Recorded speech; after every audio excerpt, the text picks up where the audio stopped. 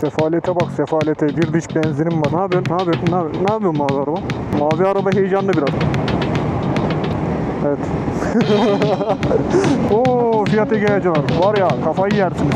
Sakın sol şeritte onların önünde olmayın ha. Yemin ediyorum arkadan bombardıman atıyor. Şak şak şak şak şak. Selektörü bir çakıyor kafayı yerdim. Harbi anlamıyorum bu Ege'cileri. Edition Ege'ye. Selamünaleyküm. Abi benim Instagram'da 14 milyon takipçim var da. O ne lan? Korktum. Bir şey patladı.